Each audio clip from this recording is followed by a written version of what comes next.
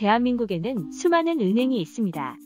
각자의 역사를 담은 은행들은 IMF 외환위기 같은 위기에서도 합종연행을 통해 생존해왔죠.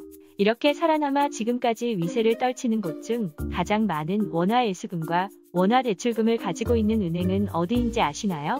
바로 KB국민은행이라고 합니다. KB국민은행은 도대체 뭘 해왔길래 이렇게 규모를 유지해올 수 있었던 걸까요?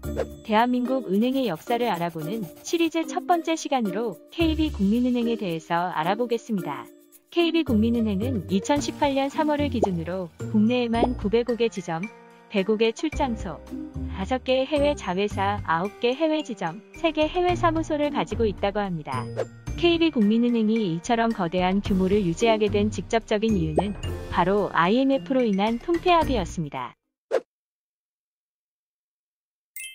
KB금융지주의 자회사인 KB국민은행은 구국민은행과 구한국주택은행이 2001년 11월 1일 대등합병 방식을 통해 탄생했습니다. 이 두 은행 모두 국책은행으로 각각 1963년과 1967년에 설립됐죠. 1998년 IMF 경제위기 직후 수많은 은행들이 사라졌는데요. 이 두 곳도 당시 위기를 돌파하기 위해 대등합병했죠. 참고로 대등합병은 합병 시 소멸회사와 존속, 신설회사와의 교환 비율이 1:1인 경우를 일컫습니다. 두 은행들이 KB국민은행으로 새롭게 출발하면서 은행 앞에 영어 약자를 붙이는 게 은행권의 룰이 됐다는 후문도 있다고 하네요. KB국민은행이 대등합병을 통해 하나로 뭉치면서 은행 내부에서는 초대 은행장 자리를 두고 다툼이 있었다고 합니다. 국민은행과 주택은행 모두 이전에 대동은행, 한국장기신용은행, 동남은행 등을 합병했었는데요. 세세하게 따지면 KB국민은행은 총 5개의 은행 출신들이 옹기종기 모인 상태였죠. 대등합병을 통해 출범한 KB국민은행은 당시 주택은행 은행장이었던 김정태 은행장을 초대 행장으로 낙점했는데요. 이를 반대한 국민은행 측에서 파업까지 불사하며 갈등이 깊어졌었는데요. 김정태 은행장이 차별 없는 화합 경영을 약속하며 실제 파업까지 이어지지는 않았다고 합니다. 김정태 은행장은 금융가에서 파격적인 행보로 유명했다고 하는데요. 주택은행장 취임 당시에는 월급은 1원만 받는 대신 경영성과에 따라 스톡옵션을 받겠다. 고말의 이목을 끌었었죠. 이후 KB국민은행장 시절에는 스톡옵션을 행사해 100억 원대의 차익을 올리고 절반 이상을 사회에 환원하기도 했답니다. 합병 작업이 마무리된 후 KB국민은행은 총 자산이 203조 원에 달하는 초대형 은행으로 새롭게 자리매김했습니다. KB국민은행은 합병 이후 남은 정부의 지분을 2003년 12월 19일 완전히 매각하며 민영화됐는데요. 국책은행에서 시중은행으로 성공적으로 변모한 KB국민은행은 이후 영역 확장과 각종 신시스템 도입 등 은행업계 선구자 역할을 해나갔습니다.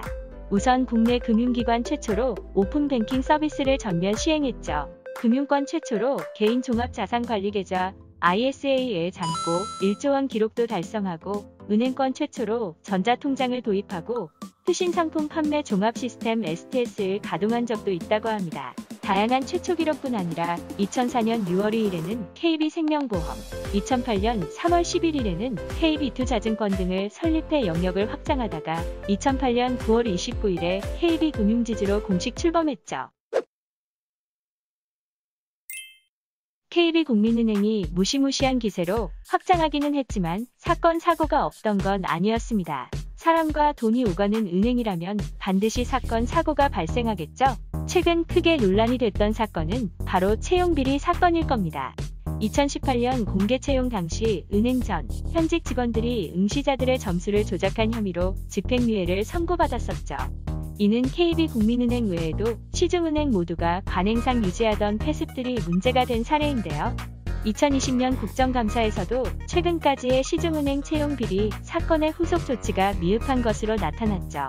전국은행연합회는 은행의 채용관리 기본 원칙과 운영사항을 정한 은행권 채용 절차 모범 규준을 만들고 공정한 채용 절차를 확립하겠다고 밝혔지만 당시 부정 합격자에 대한 소급 적용도 불가능하고 권고에 불가능한 것으로 알려졌습니다.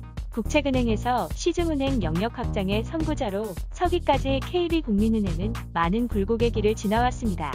앞으로는 어떤 길을 가게 될까요? 어떤 모습을 사람들에게 보여줄까요? 시청해주셔서 감사합니다.